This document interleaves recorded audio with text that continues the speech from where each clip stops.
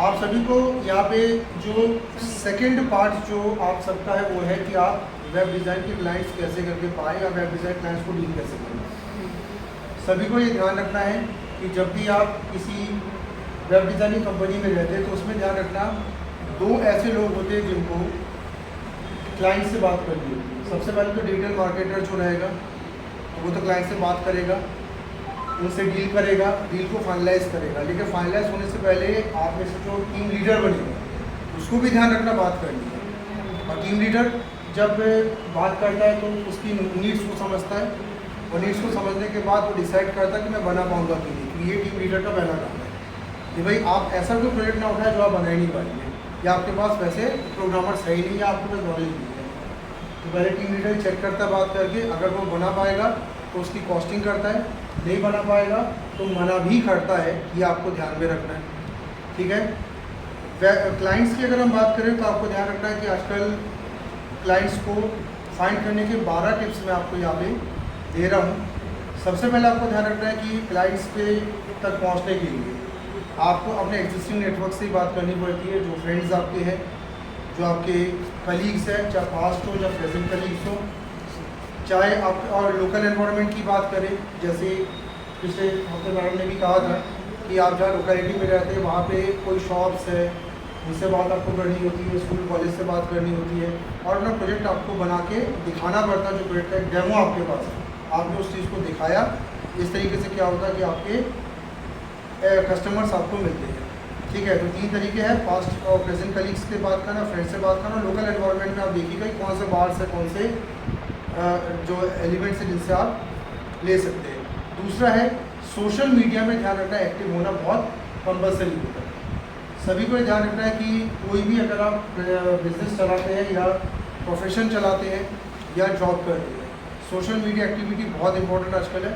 55% of customer जैसे कि देखा जा रहा है कि वो सोशल प्लेटफॉर्म से ही आपको पहचानते हैं, ठीक है, क्योंकि कोई डायरेक्ट आपके सामने जल्दी आता नहीं है। तो आपको सोशल मीडिया प्लेटफॉर्म का बहुत यूज़ करना है क्लाइंट्स को अट्रैक्ट करने के लिए। आपकी ऑनलाइन पोर्टफोलियो जो है, जो आपने बना के रखा है, उसको आप सोशल मीडिया में आपको प्रेजेंट करना पड़ता है। सबसे मेन जो आपका रहता है वो रहता है फेसबुक। फेसबुक में भी ध्यान रखना, फेसबुक पेज अगर आप बनाएं तो बहुत सारे क्लाइंट्स आप ले सकते हैं। इंस्टाग्राम पेज से क्लाइंट ले सकते हैं, लिंक्डइन से क्लाइंट ले सकते हैं, पिंटरेस्ट से क्लाइंट ले सकते हैं। ये 4 आपके मेन प्लेटफॉर्म्स हैं, फेसबुक, इंस्टा, लिंक्डइन और पिंटरेस्ट। यहाँ पे न्यू क्लाइंट्स बहुत जल्दी आपको मिल जाते हैं। तो हमें सोशल मीडिया में एक्टिव होना पड़ता है। थर्ड आपका रहता है कुछ नेटवर्किंग इवेंट्स जरूर आपको करने पड़ेंगे। ये नेटवर्किंग इवेंट्स का मतलब है कि आपने कुछ फ्रीलांसिंग इवेंट्स करवाए, वन टू वन रिलेशनशिप के इवेंट्स कराए। जैसे आज ही जबलपुर में कॉन्क्लेव जो है, इंडस्ट्रियल कॉन्क्लेव, दैट इज ये भी एक नेटवर्किंग इवेंट्स है। इसमें क्या हो रहा है, सरकार सबको एक कॉमन रूप में बुला रही है, बात कर रही है। One two one meeting government से भी होगा और साथ में बिजनेस हाउसेस भी आपस में बात करेंगे। टाइप्स बहुत सारे होंगे, 3,500 लोग ने इनरोल करा है आराम से। तो ये आपको ध्यान रखना है कि ये आपको भी करना पड़ता है। हम बहुत सारे सेमिनार्स, वेबिनार्स, वर्कशॉप्स ये सब हमें करने होते हैं जिससे हम थोड़े जनता हमसे जुड़े। और ये आपको ध्यान रखना है कि ये सब चीज़ें आप अपनी जब सीवीज़ में शो करेंगे कि आपने ये सब किया तो आपको बहुत जब सीधे आपको टीम लीड बड़ी कंपनी में मिल जाएगा। तो ये टीम लीडर्स को ही करना पड़ता है और साथ में बाकी उसकी टीम वालों को सपोर्ट करना पड़ता है, ठीक है। फिर मालिक तो करेंगे। नेक्स्ट आपको ध्यान रखना है कि फ्रीलांस की कुछ कम्युनिटीज़ भी होती है, वो फ्रीलांस की कम्युनिटीज़ से आप ज्वाइन कर सकते हैं, ठीक है। फ्रीलांसर में आपने खुद को लॉगिन कराया, फ्रीलांसर की वेबसाइट्स आपको पता होंगी, वहाँ पे आप जब गए ज्वाइन किया, ज्वाइन करने के बाद फिर वहाँ पे जाके आपने कुछ प्रोजेक्ट्स वहाँ से भी उठा सकते हैं। सबसे मेन चीज़ आपको ध्यान रखना है, क्लियर कंटेंट्स बनाने आपको सीखने पड़ेंगे। क्लियर कंटेंट यानी जो आप पर्टिकुलर प्रोजेक्ट को बेचना चाहते हैं, जिस प्रोजेक्ट को आप काम कर रहे हैं उसके संबंध में कुछ बहुत अच्छी लाइन्स आपको लिखना पड़ेगा, जिसका प्रैक्टिकल आपने देखा होगा। आजकल कोई भी अगर बैनर आप शो करते हैं तो उस बैनर के साथ साथ आजकल 10 से 12 बहुत अच्छे लाइन्स भी लिखी रहती है। आजकल की मार्केटिंग स्टैंड्स है, जैसे फेसबुक में आपने देखा कि किसी कॉलेज का एडमिशन है, साथ में आपको अच्छा सा 10-12 मस्त लाइनें भी आपको दिखेगी, कॉन्टैक्ट नंबर भी दिखेगा, इंस्टा, फेसबुक सब जगह का लिंक्स वो डाल के रखती है। इसको हम कहते हैं क्लियर कंटेंट। इसको हम कहते हैं बिजनेस कार्ड्स बनाना। बिजनेस कार्ड में दो चीज़ होता है। सबसे पहले आपको एक बैनर बनाना होता है। बैनर के लिए कोरल ड्रॉ या कैनवा का यूज़ करें। कैनवा इस आसान आपके लिए होता है, फ्री बैनर्स बहुत जल्दी बना देते हैं। कोरल ड्रॉ में थोड़ा आपको दिमाग लगाना पड़ता है। और कंटेंट एक अच्छा लिखकर आप सोशल नेटवर्क में स्प्रेड करेंगे तो आप देखिएगा वो बात पहुँचेगी। साथ साथ में आप क्या करें, ई बुक आप बना सकते हैं, जैसे ब्लॉगिंग्स कर लिया। पॉडकास्ट बना सकते हैं। पॉडकास्ट का मतलब केवल अपनी आवाज़ की रिकॉर्डिंग करके आप भेज सकते हैं। इन्फोग्राफिक बना सकते हैं, यानी किसी भी पर्टिकुलर चीज़ के बारे में आप रिपोर्ट दे सकते हैं। ब्लॉग पोस्ट तो है ही, गेस्ट पोस्ट भी आप बना सकते हैं जिसको यूट्यूब में और कई जगह आप डाल सकते हैं। तो ये सब चीज़ें आपको ध्यान रखना है, साथ में करना होगा, जिससे आपका एक ऑल ओवर कस्टमर इंटरेक्शंस भी आपके स्टार्ट होंगे। स्टार्ट अ न्यूज़लेटर, एक न्यूज़लेटर भी आप स्टार्ट कर सकते हैं। संडे का दिन है, छुट्टी का दिन रहता है, या आप प्रमोशनल हॉलीडे के दिन कुछ प्रमोशंस करना चाहते हो तो आपने एक गूगल फॉर्म में कुछ ना कुछ चला दिया, जैसे इवेंट्स कोई चला दिए, ठीक है, कोई वर्कशॉप की न्यूज़ चला दिया। कुछ नहीं है तो जैसे विस्तार में भी मैं पहले ये चीज़ करता था, फिर से चालू करूँगा। स्कॉलरशिप्स के टेस्ट चालू कर दिए। कभी आपने इंटरेक्शन के लिए कुछ एक फ़नी टेस्ट आपने आयोजित कर दिया। और कुछ नहीं तो आजकल एक बहुत अच्छा ऑप्शन चलता है, एक क्वेश्चन 4 ऑप्शन बना के कैनवा में चला दिया, what is the right option. और सामने आपको कमेंट किए तो आप उनसे जुड़े हुए, इसको न्यूज़लेटर्स कहते हैं। या आप एक या तो बड़ी कोई चीज़ इवेंट करा के न्यूज़लेटर करें, या तो छोटा सा है, हमने क्या किया, एक क्वेश्चन ही चला दिए, उसके 4 ऑप्शन दिए और सीधे हमने चला दिया, तो पर्सन आपसे जुड़ता है इस बात में। साथ साथ में आपको यहाँ पे ध्यान रखना है, लैंडिंग पेज आपका बहुत अच्छा होना चाहिए। अभी हम लोग कुछ दिनों में वेबसाइट का एक लैंडिंग पेज भी क्रिएट करवा देंगे। एक वेबसाइट का लैंडिंग पेज अच्छा होता है तो उसमें काफ़ी कस्टमर्स आपके आते हैं।